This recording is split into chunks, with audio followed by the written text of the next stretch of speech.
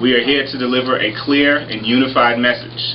Don't crack 2, unpack 4. First thing is the battle for re-precincting had the City of Boston re-precincted before we had begun the process, and a lot of this would be much easier. When it's not working at the official level, then the community comes together, and this is how our coalition formed, the coalition of community groups from all across Boston and represent all ethnic groups and communities, and we're going to present today the map that we think is really the best map to increase the opportunities for people of color in Boston, and does more than any of the 4 maps that are currently on docket. The map that we propose for the City Council, we believe meets all the requirements for city redistricting while also adhering to the 1965 Voting Rights Act and maximizes opportunities for communities of color, attempting to keep neighborhoods whole as much as possible.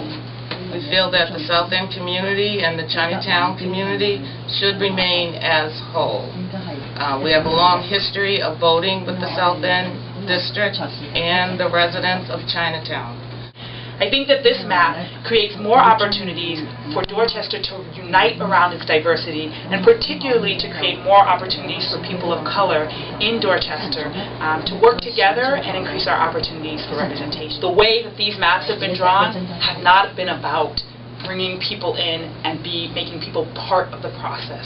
It hasn't been necessarily about empowering communities to work together to achieve more political activity and engagement. And we believe that this map that we're proposing will really have an opportunity, 1, to bring people together, 2, to create better levels of representation in the city, and 3, really to unite neighborhoods to move together and create collective agendas. From the Lawyers Committees for Civil Rights and Economic Justice perspective, we're concerned with the potential of minority vote dilution.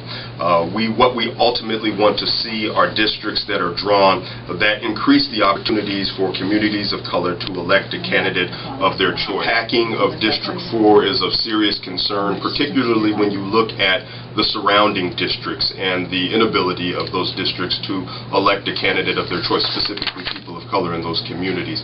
So this is a strong representation of the coalitions that exist in the city of Boston and in the affected neighborhoods. And so we are hoping that the City Council would receive this map and pay attention to some of the distinctions and details that will really move this city forward.